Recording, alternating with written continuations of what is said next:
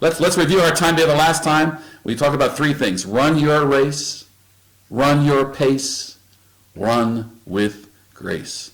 Number one, run your pace speaks of doing what you are prepared to do. What is it that God's placed in your hands? What gifts, what talents, what skills, what experiences, even the painful experiences of your life are working to make you who you are for your best moments for the kingdom of God.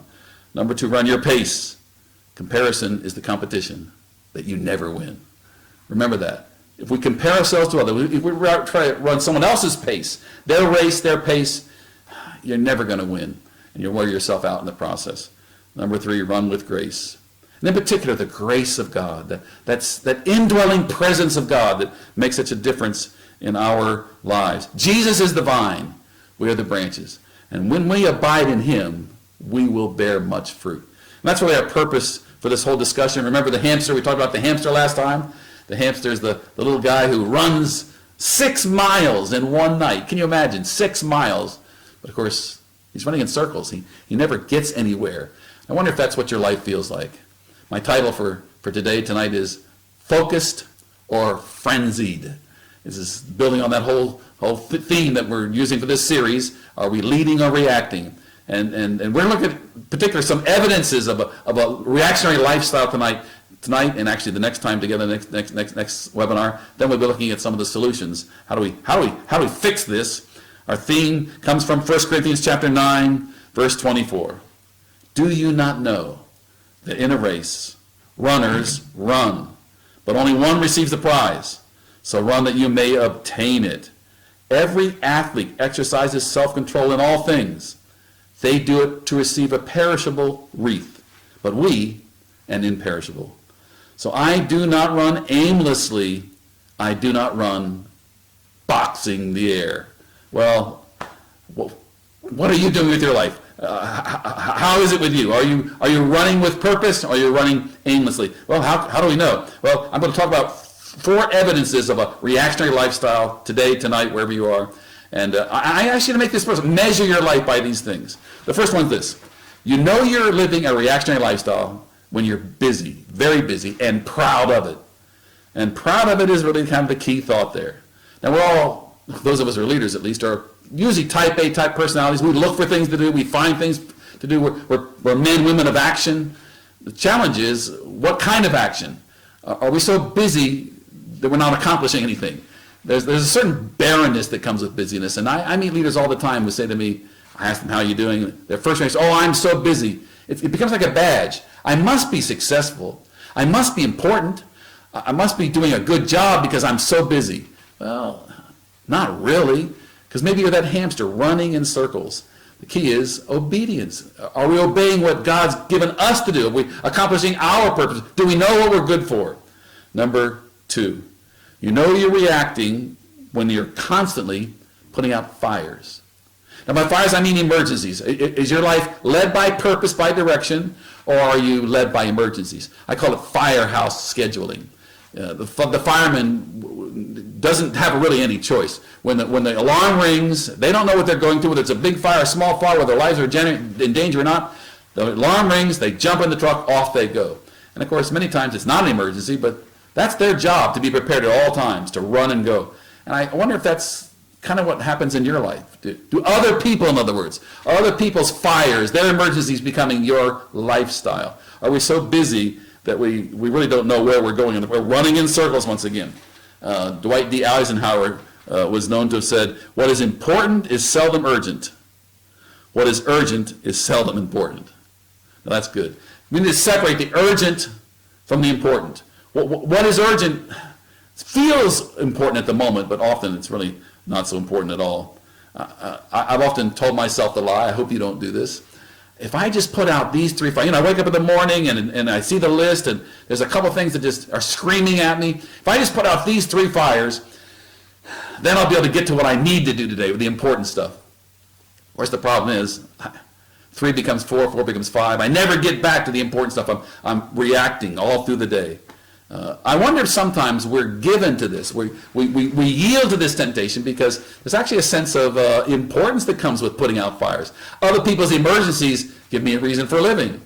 but is it the right reason? And of course, the problem is, when you respond to emergencies that aren't really emergencies, you feed them in the process rather than fix them. I think by nature we're fixers, and we think we can fix everything. But listen, leaders, particularly those, moms, dads, pastors, business leaders, whatever arena you're living, you really can't fix everything. You need to know what you're good for fixing and fix that. Number 3, you know you're living in a reactionary lifestyle. You're reacting when your energy is drained and when you cannot see the way forward. In fact, thinking even about the future is almost overwhelming. The future, I got to survive today. I think we need to do a better job of choosing our battles. You can't die on every hill. In fact, you can only really die on one hill. So maybe you need to choose which hill that's going to be. There are some battles we fight, even though we know we're going to lose, because they're the right battles. They're battles of principle. They're battles of conviction. They're battles of our heart for God. But there are many battles we fight that are unnecessary. They're just not necessary at all. And you need to choose. You need to know what. The reality is, conflict always consumes life. Conflict just takes stuff out of you that could be used for practical purposes, for useful purposes.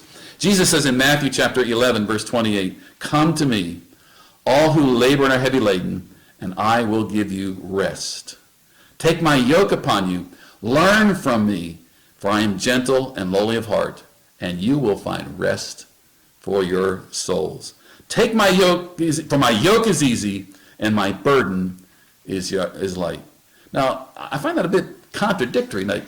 First, Jesus is saying, I know you're worn out, you're overwhelmed. Take a rest. Then he says, now, here's a yoke. That's an implement of work. If I'm going to rest, if I'm going to go on a holiday, I want to go to the beach somewhere, to the mountain, and do as little as possible, nothing at all if possible. Maybe read a great book. No, he's not talking about a holiday. He's talking about a lifestyle. And that lifestyle is being yoked to him. A yoke binds us, is custom made for our gifts, our calling, our purpose, what we were made for. Walking with him, not working for him, but working with him. We'll talk about that more in a couple of weeks, but you can be sure if you're feeling drained and worn out, you're probably living a reactionary lifestyle. You're not leading yourself, you're not leading others, they're leading you. So let's review quickly. Number 1, you know you're reacting when you're so busy, and most important, proud of it. I'm busy, I must be important. Number 2, you know you're reacting when you're constantly putting out fires. Emergencies that really aren't emergencies are consuming your life, your schedule. Number 3, you feel drained, empty. No way forward, no way to look forward.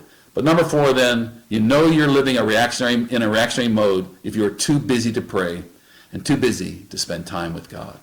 Now, I know how it is to get caught in this trap as well. I love this picture of the garden when Adam and Eve met with God in the cool of the day. It's been argued, was that the morning or was that the evening? Of course, both morning and evening are the cool of the day. I kind of guess it was both, beginning and ending time with God. Isaiah 40, verse 31 says, "They who wait on the Lord shall renew their strength.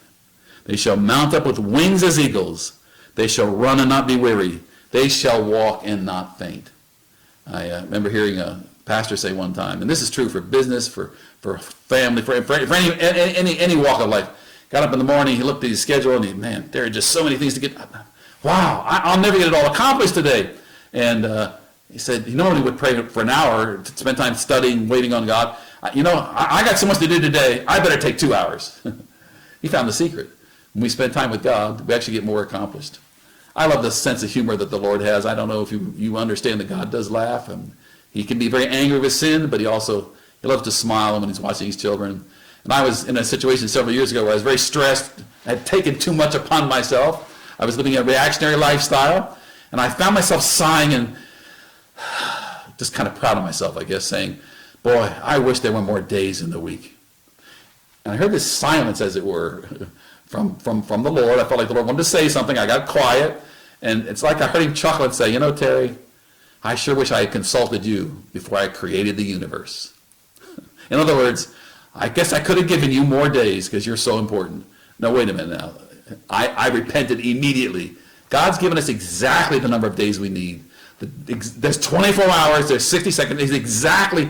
I have plenty of time to do everything God has called me to do. So if you're too busy to pray, you're too busy. Reviewing one more time. Number one, proud of being busy. Number two, constantly putting out fires. Number three, your energy is drained. You're worn out. You can't think forward. Number four, too busy to pray.